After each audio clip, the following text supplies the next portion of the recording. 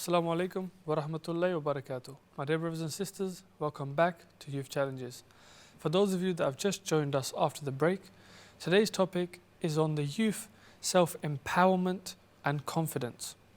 Before the break, Barrister Saab, who's with us today, gave us very insightful stories into their personal and professional career and life, and I believe the youth are benefiting from this discussion. So to keep this a go, just before the break, the discussion we were having, Barrister Saab, was on self-doubt. Now, what I had said was that self-doubt is almost like a insect living at the back of the mind, essentially. And everyone has it, some people less so than others, some people more so than others. However, needless to say, it is a phenomenon everyone suffers from at least at some point in their life, even if that's every day or rarely. So, Barrister Saab, the question I want to ask you is, how can, we say young people, how can young people overcome this? But I believe this actually applies to everyone. So how can this issue of self-doubt be overcome? See, in order to achieve something, as I said previously, you need to set a goal. And whenever you set a goal, there will be this self-doubt. It will be back of your mind that you cannot do this, it's too difficult. And the other problem will be the people around you will be telling you that this is very difficult, it's not possible. You need a lot of knowledge, you need a lot of resources, and there's so many things they will tell you, and that doubt in you becomes even more basically stronger in your mind that you can't achieve it. You see, you have to set your goal, and once you make a decision that you're going to do this, then don't look back. Do not let the doubt take over your senses. If your doubt takes over your senses, it will actually weaken your reason thinking. And as long as your thinking is not affected, it's actually is pure and its concentration is on your goal, then you will actually keep on moving forward, even though this doubt is keep pulling you back. But there has to be this confidence, this encouragement to the positivity in you, which actually pushes you forward. Overcoming one way is that if, for example, young people who are involved in exams or learning, or any area you're learning something, what do? You actually read. As you gave me example that you was trying to read something, you couldn't understand it, but then you see, overcoming this kind of situation is that you read over and over again. Even if you don't understand it, you just read it. Then it becomes second nature. Once it becomes second nature to your mind, then your mind understands it better. In fact, if you have gone through it over and over again, there's a theme. Because as I said, it was actually written by a human being, and you then can understand the human being's theme on which he has written it, because there has to be a theme on which he actually based his thinking, and then he created that document. After going over and over again, you can actually understand that theme. Once you understand that theme, in fact, you yourself can create the same document, which is because you have learned that theme. So it becomes second nature. Until things don't come second nature in your head, they basically don't become easy. The only way they come easy, once you actually have gone over it and understood it, and it becomes second nature, and then this doubt in you actually it turns into a positive thought, and it's very important for learning. And this is the way you need to overcome negative thoughts. Brilliant, thank you for that, Barrister Saab, and that definitely answers my question in grave detail. And I'd like to share a short story about a friend of mine who once said to me, sometimes I have self-doubt, but then I say to myself, I live my life a quarter mile at a time. And this was a line that he said, which I really liked, and I thought, what a filmy dialogue, what an exceptional dialogue. Only until 3 years later I discovered that it was actually from a movie, and he didn't invent this himself. He totally claimed credit for it. But that line, I live my life a quarter mile at a time, similar to one of your party manifestos, where the journey of 1,000 steps starts with one. That's right, yeah. And this is something which I experienced in my lifetime as well, especially when doing assignments for university. I was a very unorganized student at some stages in my educational career, and there were times where I would start an assignment probably the week it was due. And that overwhelming feeling of, what have I done? How have I ended up here? And it was always hard to write the first paragraph. The first paragraph was the hardest. And once you've written the first paragraph, in fact, even the first line, the first 3 words, they were the hardest to come up with. But once you've written those first few lines, the rest of the essay flows. And I think if I could describe self-doubt in the most simplest form, it would be in that form. Your self-doubt is that position where you can't comprehend, you can't manifest the one line to open your essay with. But once that initial stage is passed, your essay is flowing and you've completed it in amicable time. Now that is how I see self-doubt. It's the first battle to every challenge. It's the first thing that pops up when you try something new. It's the first thing that comes when you need to accomplish something.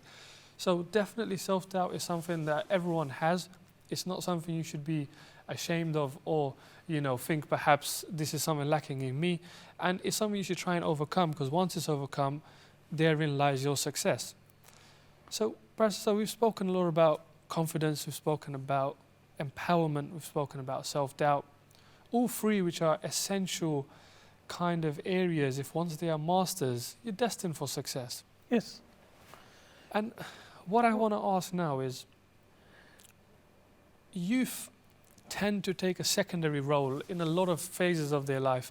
That can be, they might be assisting in the university or college with a project in which the teachers are also involved in. It might be even something as simple as they're playing in a cricket team and a more senior member of the team is the captain or the decision maker.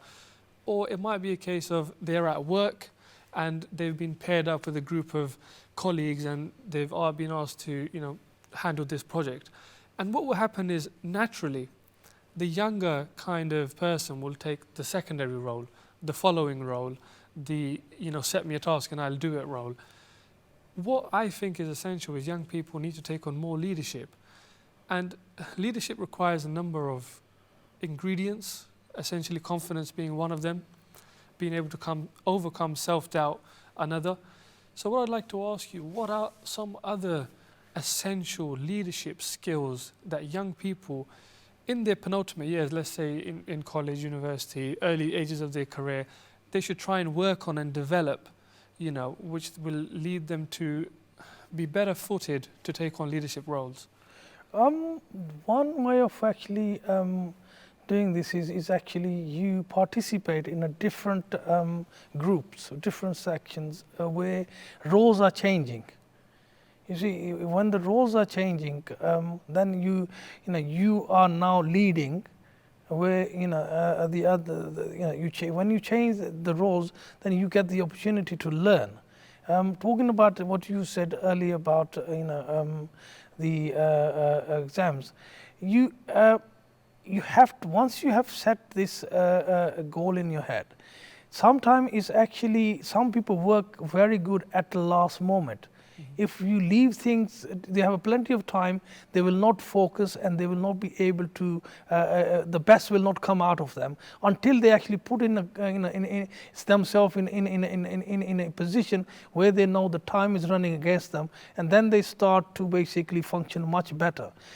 There's always unnecessary stress you put on yourself, but reality is that people start to function. Some people function much better in that kind of situation where time is running against you. Because we're talking about the doubt. You see, at that stage, your concentration goes on your goal and your time. You know you've got a short time left and you need to achieve your goal. You are now concentrating more on your goal rather than on your doubt. And that what happens actually allows you to function much better. In some people's cases, it's a good idea. In some, I would suggest it's not a good idea. But it is, you see, you should always start off always start off with something that you have. It comes easy to you. I always, whenever people who are doing exams, or my children doing exam, I always tell them, start off with the answer of a question which you actually understand the best, because once you actually start off with that, because during my period of exams, I used to see students sitting there reading the question and really don't know how to start. Once they started, then they simply going on, but they have wasted a huge amount of time because they couldn't select where to start, and the mind is not straight away rolling. Therefore, it's important that you start off with something that is, your mind has mastered something. Once your mind starts rolling, then everything actually becomes easier. So these things are very important for leadership qualities as well. If you train yourself, if you have actually put yourself in a different roles over a period of time, then you know how to handle and what leadership qualities do you need, because they will actually come out in you once you actually been in that position. If you've never been in that position, you always been in a secondary position, you will never know what qualities you actually have, because you do have the qualities. Until you put yourself in that role, you will never know these qualities. So it's important to always have a group discussions or a group meeting where you can, and I would say to the teachers, people who provide guidance or mentors, put people in that kind of situation. When I became a barrister, we had to do dinings, and when he was doing the dining, someone actually will get up and challenge you on point of law, and then you have to answer that. So you've been put in that situation. So you see, once you put in that situation and there's so many people watching you, you have to basically perform. And this actually becomes a very good way of learning, very good way of actually using your abilities to overcome a situation which you are actually put into. So it's important that you go through different stages of your life and different roles in your life if you want to achieve. Everybody has a leadership quality. Allah subhanahu wa ta'ala has given everybody a brain, and that brain, how to use that is the question. Once if you put yourself in a practical situation and you use that mind, and you will be surprised how the abilities that you have inside you, when they start coming out, as I said previously, you yourself will be surprised, because if you don't put yourself in that kind of situation, you will never know that you have these qualities in you. So it's important, and this is what we are doing at the moment. With our Pakistan Khidmat Khalq League, we are basically telling everybody, going to everybody's every city, every place, to just invite them and tell them, look, you all have leadership quality, and bring that leadership quality out, and then basically use that leadership quality to change your own circumstances. Don't ask others to change your circumstances. They're not going to do it. Why would they will actually change your circumstances? It's your change, it's your circumstances. You are being affected, you are the victim of it.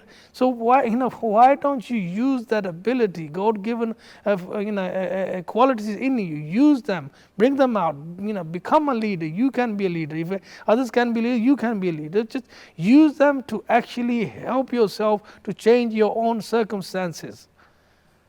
Thank you very much, Barrister Saab. And just to mimic that and reiterate that, the action of diving in and taking on that challenge is absolutely essential. Now, we've spoken about a few key things here which are required in order to become a successful individual, a more confident individual. And one thing which we must talk about is this term called resilience. Now, a lot of youngsters, this might be an overgeneralized comment from myself, but a lot of youngsters are not resilient. Now, what this means is they cannot overcome a tricky situation, a difficult situation, without giving up. And I mean, it's a given that giving up is probably the easier option in any circumstances. But it's the question of what are the consequences of giving up? And in order to ensure that you don't give up, you require resilience. Now, resilience is that ability in you to persevere through a difficult situation, to stand your ground and say, you know what, okay, this is challenging, this is difficult, but I'm still going to do it. That is resilience. And somewhat, a lot of youngsters are lacking this. A quote that comes to mind is from Aristotle, a famous philosopher in the 18th century. And what he said was, what a shame it would be for a man to die without knowing the ability of himself. Yes. And that is a very deep philosophical statement, given that he was a philosopher. And this, generally, you see a lot of people, fitness athletes, who mention this statement from Aristotle quite a bit. But it doesn't apply just to your physical and your athleticism. It applies to almost every aspect of life, including your intelligence and your personal development and growth. And when you've given up, indeed, you will die without knowing what you were capable of. So how would you say that youngsters especially should develop this resilience, and how can they overcome setbacks? See, this is a very important part of teaching, you see, where our education system needs to teach these youngsters that you have this ability in you, and all the qualities that are in you, they need to come out. Your teachers can do this, your parents can do this, because they are the two main source where from you learn. And if you are right from the younger age, you in fact encourage youngsters, you create confidence in them, and try to bring out the qualities they have and inform them that these qualities are are there. See, Allama Iqbal said कि उठ बांध कमर क्यों डरता है फिर देख खुदा क्या करता है. So you have to do something. Just if you're not going to do something, you're not going to challenge yourself, you're not going to basically learn nothing about yourself. The only way you can do that is if you've been in a younger age, you've been in fact been educated that what qualities you possess. It's very important, as I said, it is part of your education system, and very important for the parents to integrate this in your children, that you can achieve. When you're in a difficult situation, you can get yourself out of that. And as Baba Quaid-e-Azam said, before doing something, think many times.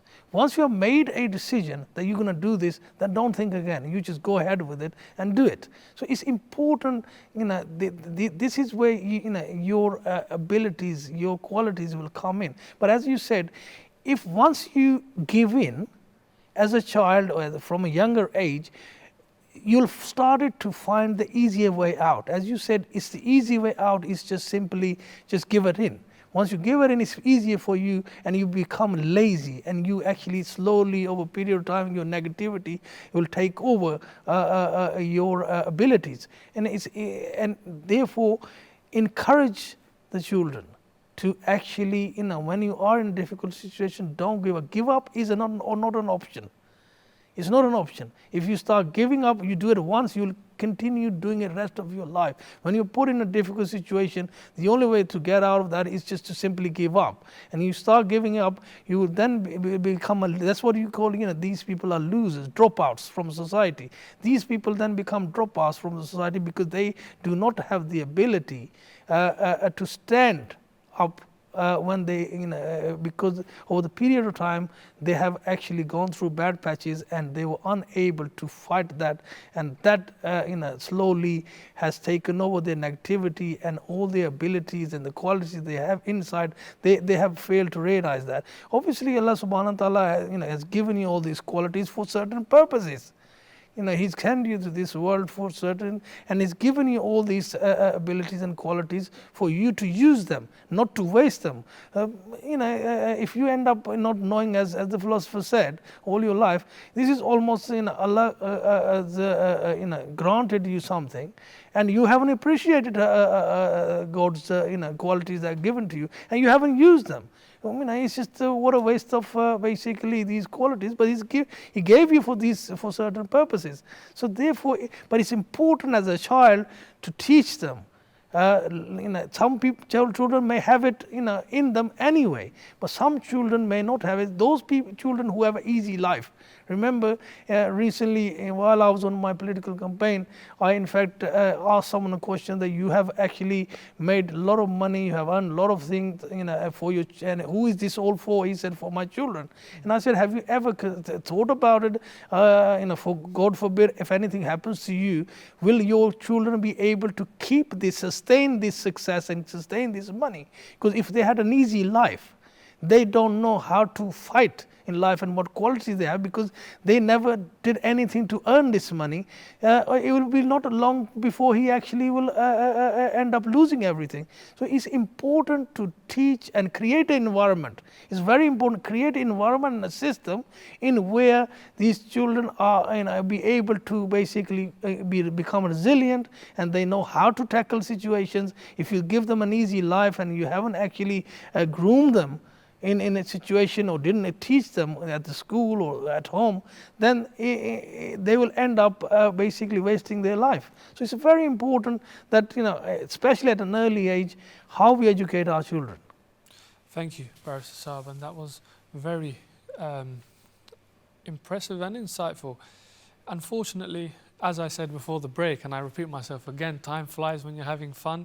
This hour just wasn't long enough with yourself, and I've definitely benefited from your knowledge and experience, and I'm sure my fellow youngsters and viewers have also benefited.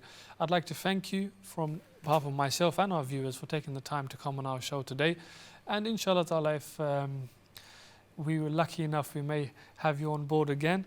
But until next time, I think it's time to bid farewell to our followers. So dear viewers, thank you for watching, and until next time, take care of your friends, your family and of your loved ones. From me and Barrister Mahmood Khan, Assalamu alaikum wa rahmatullahi wa barakatuh.